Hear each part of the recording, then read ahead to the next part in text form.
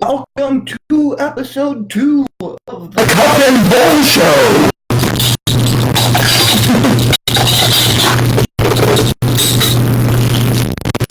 Guess what's in here? Isn't the same thing you were smoking every day, Mama?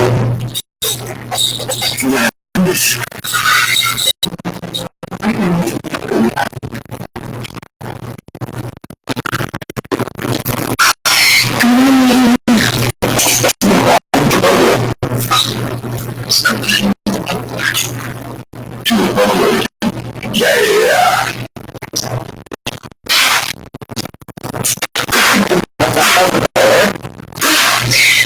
From Piolot smoke shop. Berkeley, California. Yeah, waiting to Berkeley. I don't think it's over here by this one, but I bought this one.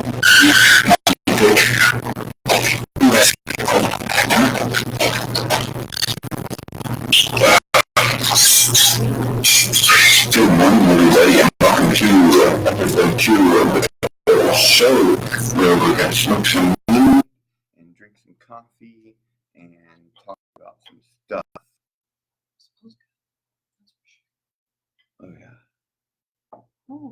So, in case you missed yesterday's episode, we are smoking some of this do-si-do again. It's just so blurry on the phone camera.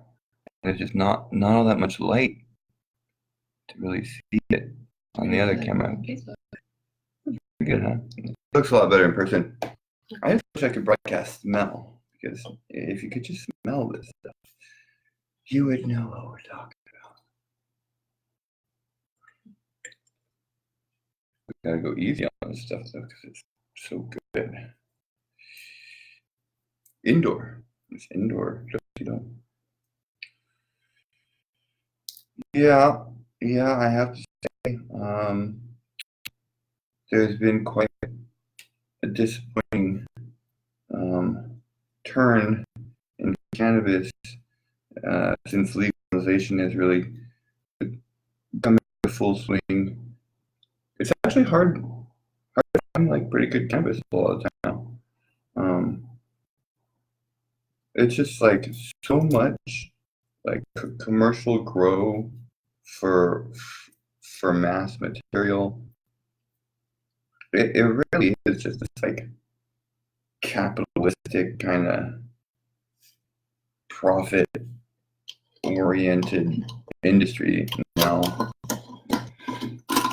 I mean, I'm really thankful for, the boutique growers who continue to grow quality cannabis. I understand, like, everybody wants to smoke weed these days.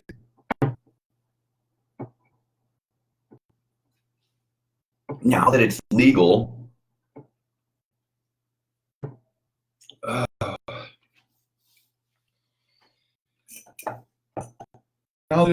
y'all want to smoke weed, but you don't care about the quality of the weed that you smoke. You just want to smoke it because it's legal. It's cool now because everyone's doing it. But half of y'all were hating on us for smoking it when it was illegal, as if the legality of something is what determines whether it's right or wrong. How do you figure? Well, legality doesn't necessarily constitute morality. Right. And so people are sitting there while it's illegal and they're saying, no, don't do that, can't do that, that's bad, blah, blah, blah. And now that it's legal, they're kind of like, oh, well, it's not against the law now, so, you can't get in trouble, and maybe it's not as bad as we thought it was. Or, like, just think for your fucking self. You know what I mean? Yeah, murder is illegal, but murder is also, like, not a positive thing. Like, murdering people is not cool. It's so simple, and we make it so complicated and so difficult. Dude, look, I'm smoking weed. I'm not hurting anybody. Driving our car is hurting ourselves and each other more than smoking this bowl of cannabis. So, yeah, just get over yourselves, authorities. and censors, uptight people who can't speak for themselves, and need somebody to constantly tell them like what they should and shouldn't be doing, what they can and can't do. If we do not evolve to start governing ourselves, controlling ourselves, and being a self-authority and empowering ourselves to do so, I mean, what's going to happen to humanity? We're going to be like the species of automaton software programs that would just wait for their detailed instructions from authorities. Like, people are so afraid to be accountable and responsible for themselves. Oh, I made the wrong decision. Like, it's not the end of the world.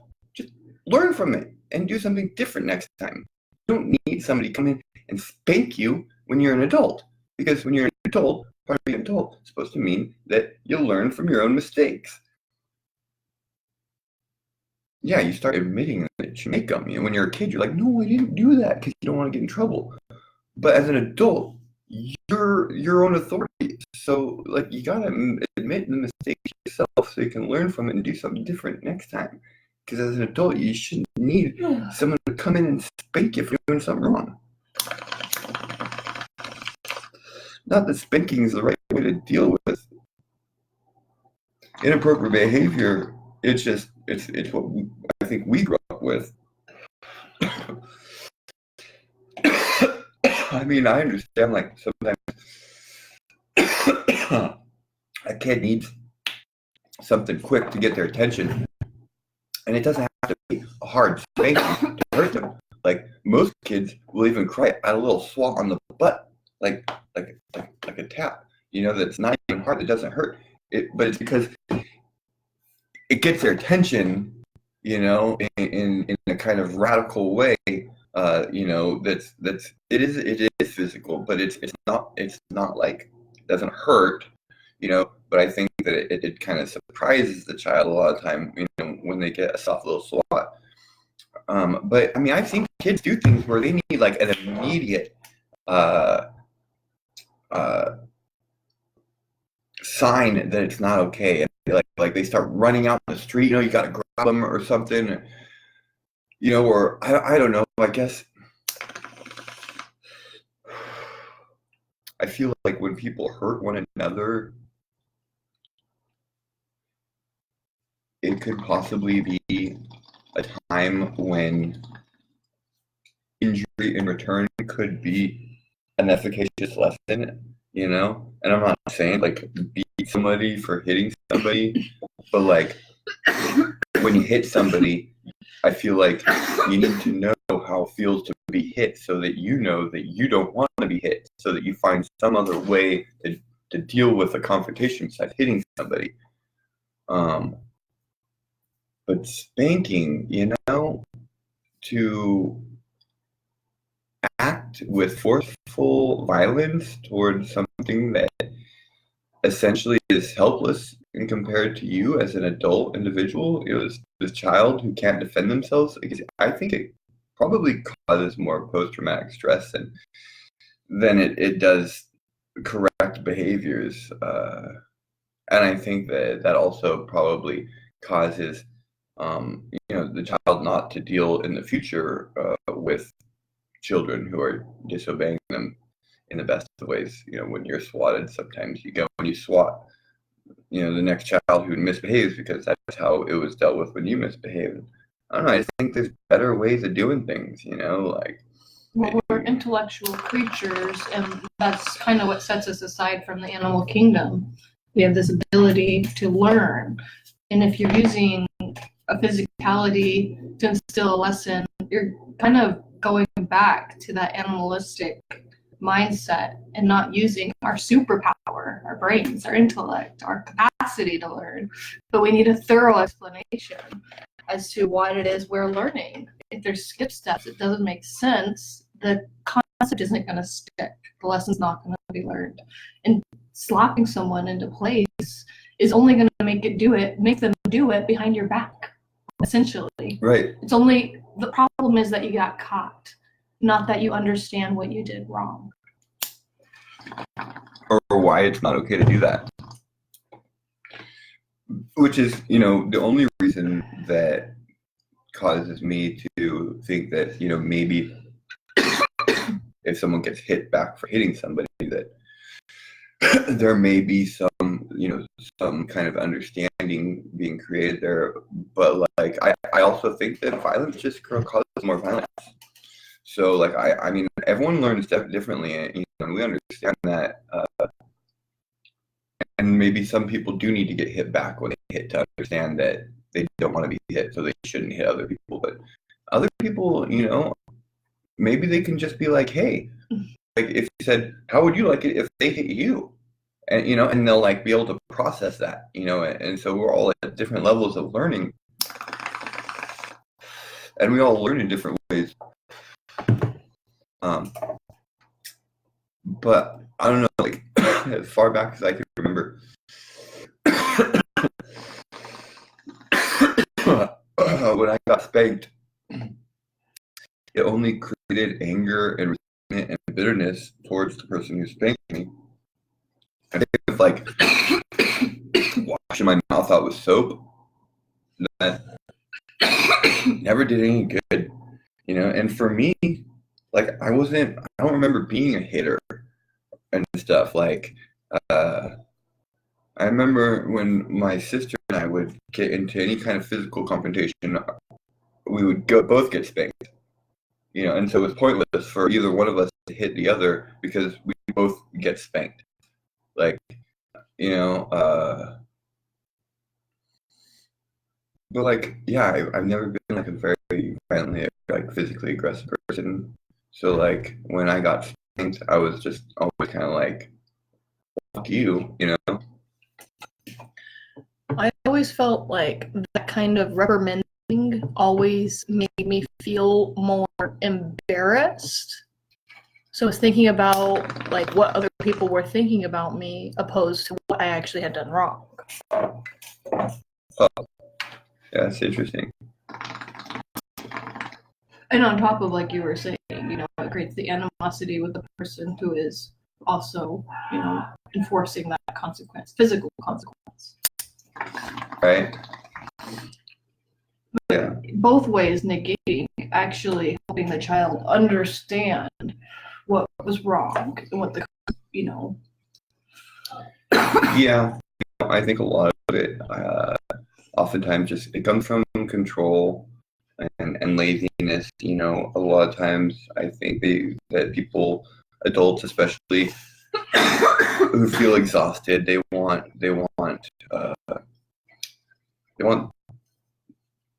the ends that they're trying to achieve through the spanking, and a lot of time, like maybe it doesn't really make sense even, like how you tell the kid, you're not allowed to get into the cookie jar without asking, when the kid watches the adults get into the cookie jar all day without asking anyone, or and it's just like a real simple, like random example. But like I just feel like you need to be able to explain to kids, and kids need to be able to understand, that like eventually they will be in charge of themselves, and the adult's responsibility over the child is to set this example and to teach the kid how to learn and teach themselves how to navigate their life in the best way possible. And it gets frustrating as an adult, trying to do this when the kid's like fighting and resisting so much. And like, I guess, that's the responsibility of parenting, that teaches us all lessons that, we're learning in our lives about how to be in power in an efficacious way, how to be able to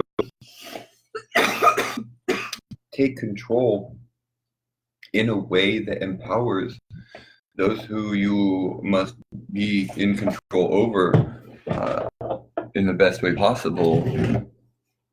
Like, it's funny too, because people will at me and be like, oh, this guy talking about having kids, when he doesn't have any kids and stuff. And that's fine. Like, I don't know what it's like to be a father, because I don't have any of my own kids, but I definitely love kids like they're my own children. And I've worked with a lot of kids, and I spent a lot of time with a lot of kids. And I'll never say that I know what it's like to be a father until the day comes when I might have my own child. But, not having a child and being the age that I am also gives me perspective that parents don't have. Most parents don't reach the age that I'm at before they have kids. And so I have a perspective, an objective perspective to offer people who do have kids. Because, I'm definitely like an older adult who doesn't have kids. And so I'm looking at this child raising from a perspective of not being a parent. And oftentimes you can almost connect to that child's perspective in ways that parents have trouble connecting to the child's perspective as an adult who doesn't have children. I'm still connected to my inner child in ways that I would not be if I had children and had to be actually responsible for my own children. Since I don't have any children that I'm actually responsible for, I'm still a little bit closer to that child that I was growing up. Parents tell me that I can never have the perspective that they have because I don't know what it's like to have my own child and to be accountable for another life in that way. And that same perspective that I lack is the perspective that I have to offer that they might not have for themselves in the same way that I have anymore. As we get older, we grow and mature and our perspectives change. So, being an adult as old as I am and still only being accountable for myself, it gives me this kind of childlike perspective, where I am looking at the world in regards to myself more so than in regards to my children. Whereas I hope that parents are looking to, at the world in regards to their children as much as, if not more than, how they look at it in regards to themselves. And that's probably why I don't have kids yet. It's not that I don't want kids. It's not that I don't like kids. I obviously love kids for how much I've worked with them, the time I spend with them. But I want to be able to give my child everything I felt like I should have had the opportunity to receive. And I'm not even saying my parents didn't, it's just the world at large, that makes it really impossible to offer a child what a child really is in the world that it is born into.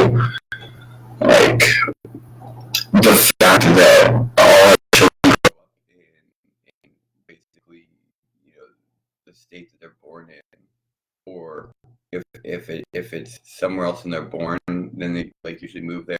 They just live there, and it's fine to live in the same place your whole life. That, nothing wrong with that. But why aren't our kids going and spending weeks and months in other countries, going to school, learning other cultures and traditions and languages and histories? And why aren't other countries' kids coming here and learning and spending time with families here? Why are we lacking this global human community that we could all thrive and grow exponentially from sharing? Why can't we access China's internet and China access our internet? Why are we competing in these ways? I mean, more than robbing ourselves from the experience that we could be having as humanity, we're robbing the potential experience of our children that they could be having as a truly globalized human community, where resources and information, knowledge and wisdom and experience is shared alike throughout humanity.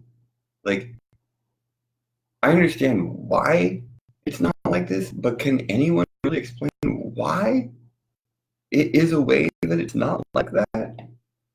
I mean, geez, we look at what we've done with what we've had to work with, and how we're choosing to utilize what we've done with what we have to work with. Like, it just doesn't make sense. Why would we do such amazing, great things with what we have to work with, and then try to withhold them from each other and use them against each other? Like, for every research and development that's used for good, it's equally, if not more, generally used for evil. The military invests in almost, I'm not going to say almost all, but they invest in every research and development that they see can be weaponized or used to their advantage. And so, regardless of whether we're researching and developing things to help humanity, when the military invests in it, we're risking it being used for the opposite.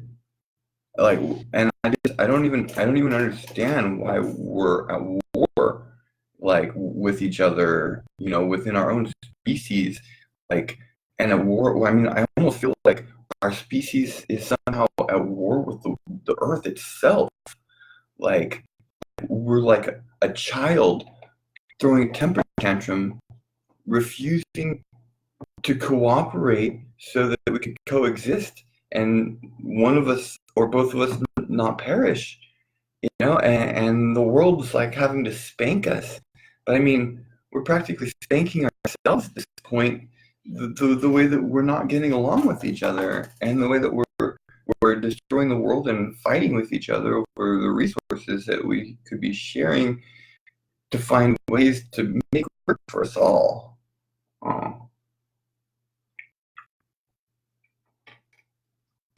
Just a thought. Anyway, I promised you guys that we had a super secret plan, and what else did I say? Our big news. So our big news is that we have a super secret plan. Oh, really? We're going somewhere. We're going somewhere. I can't tell you where. Not yet. We're going to get there. We're probably going to sleep after we get there, but when we wake up from sleeping, if there's some internet, maybe we'll do a third episode from a remote location. And maybe, just maybe, if there's internet, we'll have some special guests on our show. That is, if they don't have to go to work. First guests. Mm-hmm. Awesome. So that's some pretty big news, and a big plan. And I guess in saying this, I'm saying that maybe I need to leave you a little bit early today.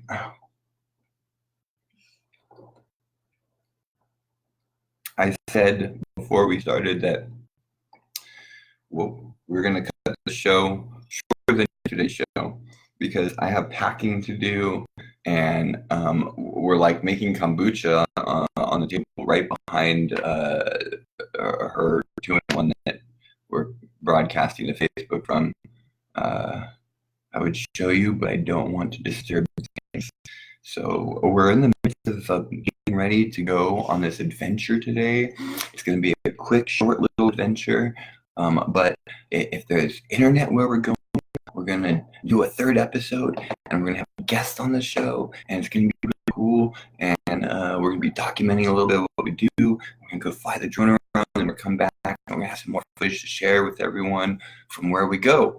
So if you follow us and you tune in, you might be able to catch the third episode coming up in the next day or so from a remote location, and possibly with guests if they're not at work. So goodbye for today. I've got to go pack. Thanks for tuning in to Cups and Bowls.